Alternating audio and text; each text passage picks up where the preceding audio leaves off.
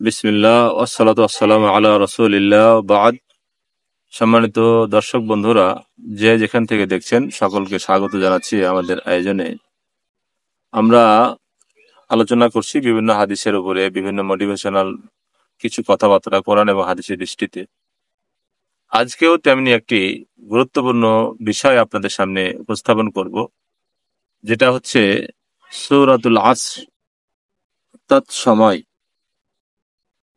এই সূরাটি মক্কায় অবতীর্ণ এবং 103 নম্বর সূরা, আয়াত সংখ্যা হচ্ছে 3, শব্দ সংখ্যা 14 এবং বর্ণ সংখ্যা হচ্ছে 70। তো বিসমিল্লাহির রহমানির রহিম। ওয়াল আসর, কালের শপথ। আল্লাহ রাব্বুল আলামিন কালের শপথ করেছেন, সময়ের শপথ করেছেন। তো আল্লাহ রাব্বুল আলামিনের সময়টাও একটা আল্লাহর সৃষ্টি। যে জিনিসটির মাহাত্ম্য রয়েছে অত্যাধিক, সেই জিনিসের কসম আল্লাহ রাব্বুল আলামিন নিজেও করেন। তো এখানে আসরের কসম করেছেন তিনি। তারপরে বলছেন ইন্নাল ইনসানা লাফি খুসর, যে সমস্ত মানুষেরাই কি ক্ষতিগ্রস্ত।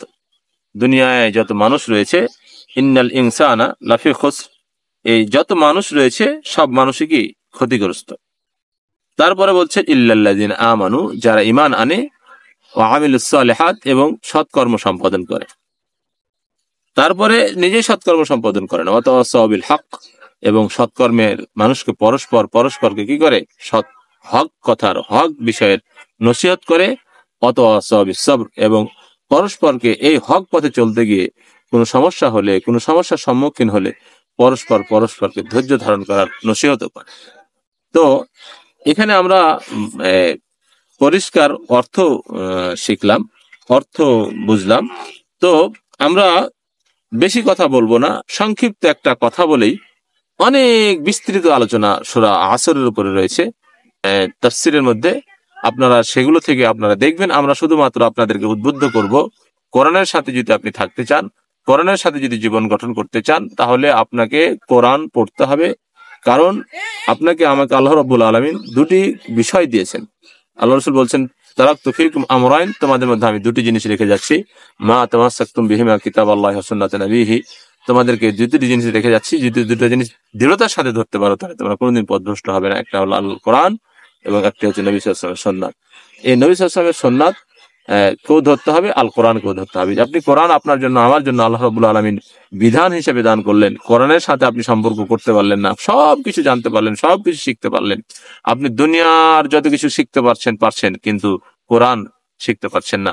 এই জন্য কিয়ামতের দিন আল্লাহ রাব্বুল আলামিনের নবী সাল্লাল্লাহু আলাইহি ওয়াসাল্লাম আল্লাহর দরবারে বিচারের কাঠগড়ায় আপনাকে আসামি করে বলবে, ইন্না হাযা এই কওম, ইন্না হাযাল কওম মাহজুরা। শেষে আয়াতটা রয়েছে যে, হে আল্লাহ, আমার এই সম্প্রদায়, আমার জাতিরা কোরআনকে পরিত্যাগ করেছিল, অতএব কোরআনের সাথে আপনাকে সম্পর্ক করতে হবে। আমরা খাতনাফা মুফাসসির ইমাম রাজি রাহমাহুল্লাহর একটা উক্তি আলোচনা করে তাফসীরের রাজির মধ্যে তিনি উল্লেখ করেছেন বিষয়টা। আমরা সেই বিষয়টা একটু সংক্ষিপ্ত আকারে উল্লেখ করেই শেষ করে দেবো ইনশাআল্লাহ। এই তাফসীর আসরের আলোচনা করতে হলে দীর্ঘ আলোচনা করতে হবে, আমরা সেদিকে যাব না। তিনি সেখানে লিখেছেন যে একজন জয়নক সালফ, অর্থাৎ পূর্ববর্তী কোন একজন বিশেষজ্ঞ, তিনি সূরা আসরের অর্থ নিয়ে খুব গবেষণা করছিলেন, চিন্তায় ডুবেছিলেন। এই মুহূর্তে তিনি বাইরের থেকে একটা শব্দ শুনতে পেলেন, ইরহামু মাই ইয়াযুবু আলা রাসি মালিহি, যে যার তোমরা রহম করো ওই ব্যক্তির উপরে যার পুঁজি প্রতি মুহূর্তে নিঃশেষ হয়ে যাচ্ছে।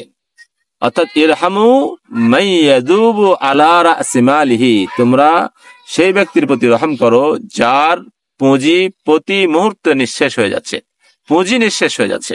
এ কথা বলে তিনি, এই একজন বরফ বিক্রেতা, তিনি এভাবে আওয়াজ করতেছেন। অর্থাৎ বরফ তো জানেনি, বের করলেই শব্দ সবসময় গলে গলে যাবে, এভাবে নিঃশেষ হয়ে যাচ্ছে পুঁজি। এ কথা শুনেই তিনি বলে উঠলেন যে, হাযা মা'না সূরাতুল আসর, এটাই তো সূরা আসরের অর্থ। অর্থাৎ যে যার বয়স চলে যাচ্ছে, মানুষের বয়স চলে যাচ্ছে, অথচ সৎকর্ম করছে না, সে অবশ্যই ক্ষতিগ্রস্ত। বয়স চলে যাচ্ছে কিন্তু সে নিজেই বুঝছে না। এজন্য এই গুরুত্বপূর্ণ একটি কথা।